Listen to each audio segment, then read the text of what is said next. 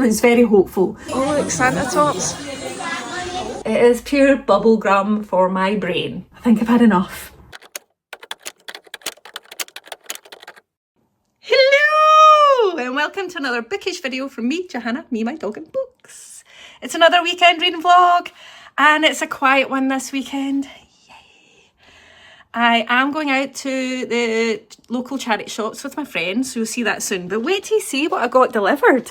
I've just had, the light's not great in here, a whole box worth of noodles delivered from Itsu. I mean, I'm here for this. These are all gluten-free vegan noodles. And it's arrived just in time for me to have a snack. So I'm here for this. I'll tell you what I think about them later. But yum! Anyway, let me have a snack. And then here's me at my local charity shops. Oh,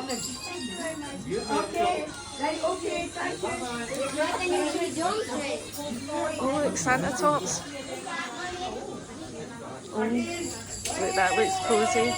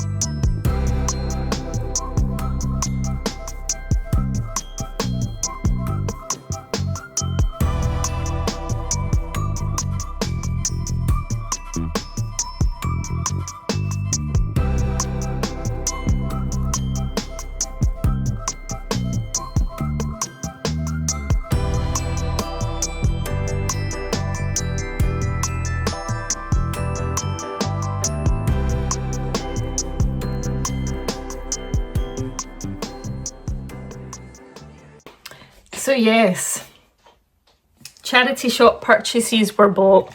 Let me put you around this way, light's a bit better, I think. And let me show you what I got, right? Is this another charity shop haul? Yes. Do I need any more stuff? No. But come on guys, I need to show you. Firstly, got this bag. Spread love, not hate. So that's a cracking bag, love it. So I was charity shopping with my friend and it appears that she has 4 onesies and I don't have any. So I got myself a onesie. It's got a hood. I feel like it's the time of year for a onesie. And this one's very, very long and fleecy and cozy. Then, because in this house we have, how many Christmas trees do we have, kids? Is it 3? Yes, I think it is. And so always pick up random baubles. And one of the ones we've got is a white one with like loads of like neon coloured, that is not for you, baubles. And this was a little bag of baubles for like 50p. So I needed some wee ones. So they look quite good. And then look, I thought this was pretty kitsch. Deck the halls, it says. I don't know if you can read it there. Right. So I could wear that to work with trousers. And, you know, it's still relatively smart. Now, you might see a theme in here because pretty much most of what I bought was festive. So I think I now have an outfit for every day of December once I get all my stuff down to my attic. Look at this shirt. So I can wear this shirt to work. And look what it's got on it. Oh, yeah. It's an absolute bargain at £2.99. I mean, this is the kind of stuff I will literally have for about 2 decades after Christmas.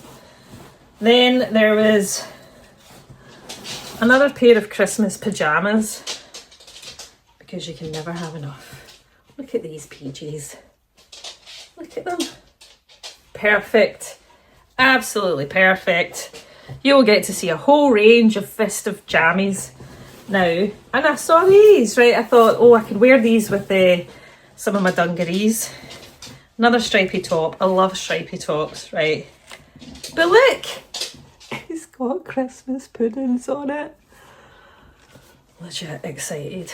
And this is well, wait a minute, you see this. It is a homemade crocheted Christmas tree. Like, one day I'll be able to do this.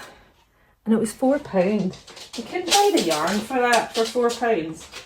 And I get a wee pair of scissors to take the tag off, because there's no point in putting this up with the Christmas decorations. May as well just hang it now, eh? Put it on my bookshelf. Don't know why I'm doing this in front of you. Why am I doing this? I do this as well when I've got sticky labels. Put that there. Look, it's a nice wee Christmas tree. You're not seeing it. Look. See? Sits perfectly. Sits perfectly, says me. And then, oh, look. There's just receipts. Avert your eyes, friends, because this is not normally me.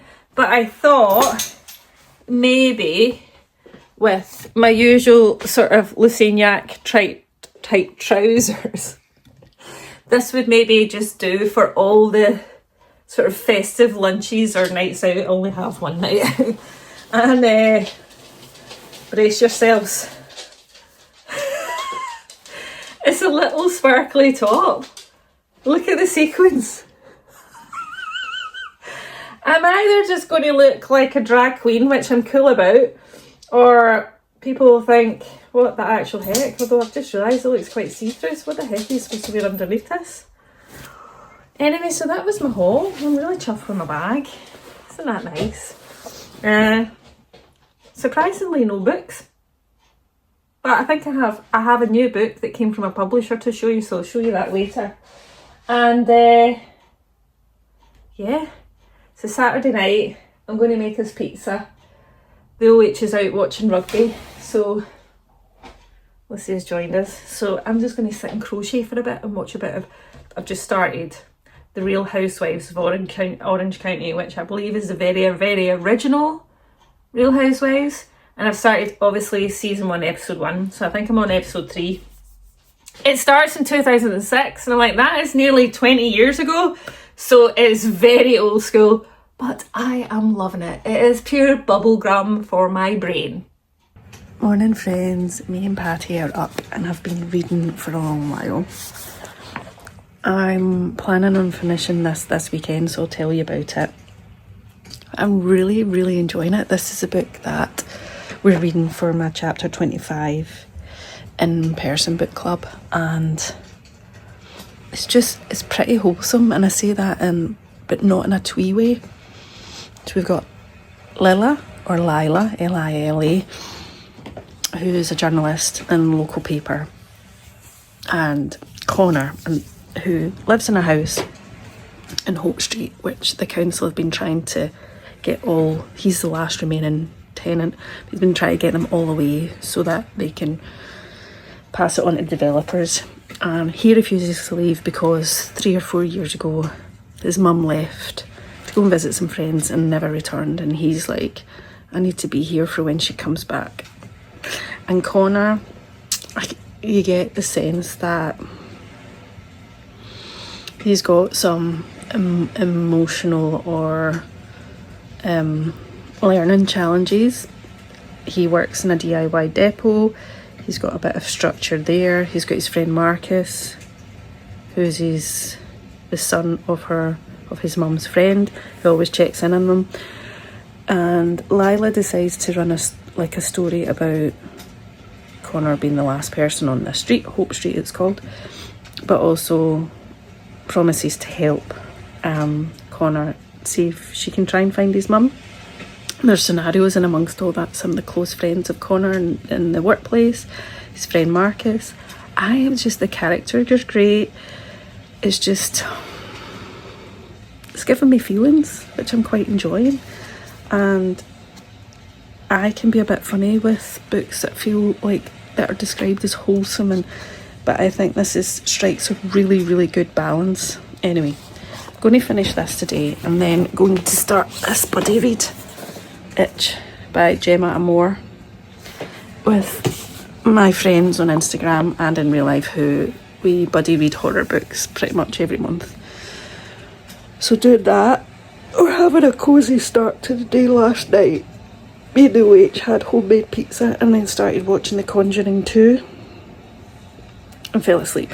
I've had funny tummy flare-ups Friday and last night, just that IBS stuff, so but touch wood, seems to be okay today. I've got my female fusion flow yoga at 11:30, and then might just need to actually finally get the Halloween decorations back into the attic and do some crafts. So I'm either going to do crochet, start a new cross stitch because I didn't finish my Halloween one, and packing away to do next year. I've got previous for this, right, because when the Christmas decorations come down, I've got the Christmas one from last year to finish, but see, after Christmas I was like, I just can't be bothered doing a cross stitch that's I need to be a completer on cross stitch, I really do. See, ones that don't have a seasonal theme I'm a bit better with, because I don't feel like but no one's to say that I can't finish the Halloween one. But anyway, that's what goes on in my brain. But the next one is one that could easily carry me through winter as well as Christmas, because it's not totally Christmassy. It says Let It Snow, so I might start that. And my friend's blanket, the green and white one I've been doing, I've done the last 3 rows of the white, and then I just have the last 3 rows of the green, and then I'm weaving in all the extra bits of yarn. So nearly finished, so I'll show you that later. And what else? I've got loads of other stuff I'll chat to you about later, but off to drink my tea, my coffee, decaf coffee, and read more of this. Hey pals! I've been listening to, I've been watching on my phone. Look at this, the light from my fridge.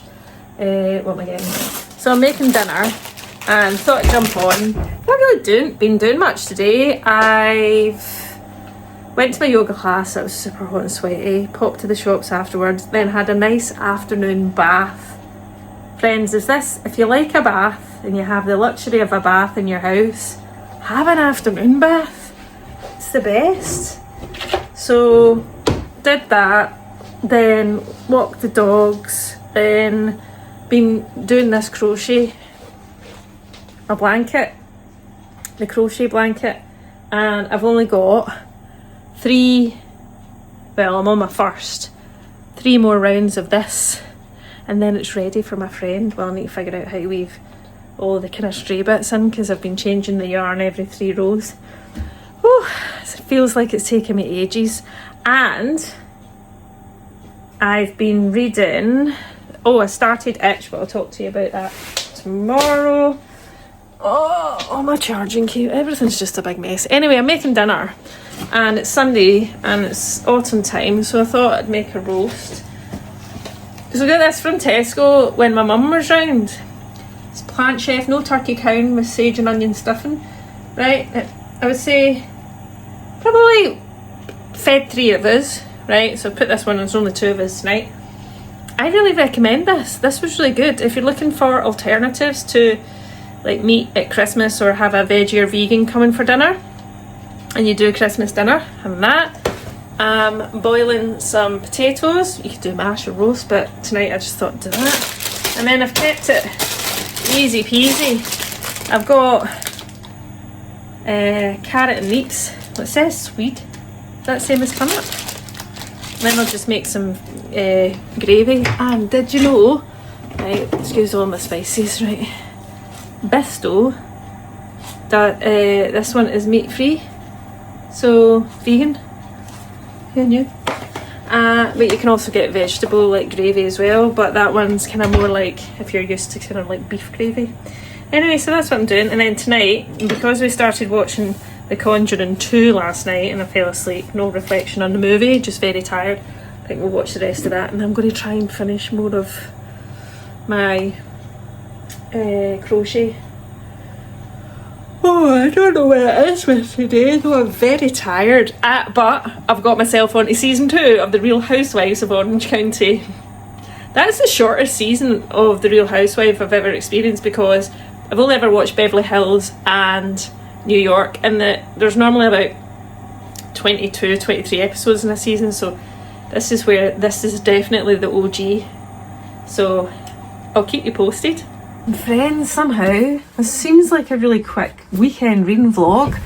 I've hardly had time to properly video stuff, but it is the end and I wanted to mention a few things. I can't remember what I've already mentioned. Honestly, my brain and my memory is shocking. I've DNF'd The Maid, which I started reading The Maid Secret by Nita Prose. I loved The Maid. The second book was fine. The Christmas one I didn't really like, and this one I just started to get like, I think I've had enough. I think I've just had enough. It's just gone a wee bit twee for me, but that's not to say that you wouldn't love it. And if you do love those books, you will probably enjoy this. The nice thing about this, there's more about her grandma, and her grand's upbringing and stuff, which I did start to like, and then I just fell away from it. And then I also DNF'd my other book club one, my OG book group, and that is, you can't see because of the lights, it is Mrs. Dalloway by Virginia Woolf. Now I mentioned this in work that I had DNF'd it, and it's not even that big. And a couple of people were a shooketh and they were like, you DNF Virginia Woolf? I said it's my first Virginia Woolf and I just couldn't get on with the language and I was really struggling. But I did try and read it in audio, the same way that I would normally read sort of contemporary, any other sort of fiction. And I think the language style is not for that format at the pace at which I normally read it. So my OG online book group, sorry, I keep that differentiating it from book club, which is the in real life one I do, which I'll talk about in a minute, was delayed. So do I pick it up again, or is this sort of classic not for me? Unconfirmed. I'm not feeling compelled to, is what I'd maybe say. But I did finish Hope Street by Gayle. I suspect some people will rate it higher, some lower, and overall though, it was a very hopeful read. I mean, we do deal with a whole mix of kind of tough topics, like the main character Connor, who we are led to believe is neurodivergent. His mother goes missing and he's in a house in a street that the local council are wanting everybody to move out so they can demolish it for developers. There's that. Connor also gets taken advantage of. He also gets beaten up, and then there's his missing mum, and then there's a journalist trying to do the story, and like she's in a bad way. So there's not a lot of happy stuff at the start, despite the cover. I mean, there's party rings, but which makes me quite, because I think I expected it to be light and fluffier than it was. All in saying that, it's very hopeful. So things are kind of tied up in a bit of a bow. That's not really a spoiler. Maybe it is. pretend I didn't say that, but it is a, like, if you're looking for something that's kind of hopeful and wholesome, then check that out. I have started reading Itch by Gemma Amor, and it's downstairs, I think, and I'm really enjoying it. It's making me feel itchy though. I'm not going to, because I think it's got a very, I mean, it's dark. It starts with a woman who she is walking through kind of woodland area, and you already start to learn pretty quickly that she has just came out the end of a really toxic relationship with a woman called Lena, I think, who was mentally and physically abusive. I think she was put in a coma or something, so she's dealing with that. And then she stumbles on what appears to be a very horrible dead body, which got stuff crawling from it, and the impact of already being in a really dark place and then facing that, and the mental sort of turmoil of that, as well as the physical effects of it, and wondering and feeling physically like you have things crawling in you. That's where I'm at. I mean, I'm not quite 100 pages in, but I am liking it. Not for everyone, I can imagine, but I'm really liking it. So it has been another weekend reading vlog where the Cosy Vibes have been in, and I've not quite read some amazing books yet. I mean, I've done a couple, and I also feel like where's November going? It's my birthday soon, it's my birthday month. I won't be doing anything big, just cosy times, maybe a tea shop and cake, and maybe a cosy takeaway at home and not being at work. That'll be my thing, and maybe indulging in some reading and crocheting, some hobbies. But I did have a question for you, right? So obviously we're moving into the festive season. I celebrate Christmas as a kind of cultural thing, as opposed to we don't really buy many presents. It's more for the twinkle lights and the cosy vibes, and I like going into kind of seasonal reads, like normally like Christmas thrillers or mysteries, and even Christmas horror. So I was going to do some book recs around that, but then I was thinking, well, how do I do all that if I've not got my Christmas decorations up? And I don't plan on putting my Christmas decorations up until the last weekend in November, but that can't happen because I'm taking yous all out on the last weekend in November, a bookish day out in Edinburgh, and then a wreath making workshop on the Sunday. So I'm not going to have time to put the Christmas tree up. But that means it's not until like nearly Christmas that I've got the Christmas deckies up and it's got the Christmas vibes on the video. So I started to think, because OH is away the next weekend, where it's kind of cosy, just until the Saturday evening with work. And I was thinking, like, maybe I could put the Christmas decorations up for my birthday. And he tends to say, don't do this because you did it once before, you peaked too soon, and you were over Christmas before it was even the week before Christmas. But I was thinking, like, my mum's over, not next weekend, but the weekend after. It'd be nice for her to have, she'll be over for Christmas Day, but it'll be nice for her to have the Christmas build up, you know, and she's getting on, and it would give me a nice Christmas festive backdrop when I'm talking to you about Christmas books. And just twinkle lights make me smile, and if I promise to not peak too soon, or if I do, don't tell David so he doesn't know. I mean, I always peak on Christmas Eve, and then by Christmas Day I'm over it. So yeah, given that when this goes out, it'll be the weekend that I'm thinking of doing this, let me know immediately in the comments if you think I should just get the tree and the lights up. Be there, I'll just say everybody, all my YouTube friends say I should, so I'm just doing it, David. Anyway, let me know in the comments. Also, let me know you're reading, and I look forward to seeing you in another bookish video very, very soon. I want to say thank you as always for watching, for liking, and for commenting. And if you don't know what to say but would like to know, would like to let me know that you're here and have been watching, give me a smiley face emoji. Sending smiles and hugs to you all, and I'll see you in another bookish video very, very soon. Cheerio!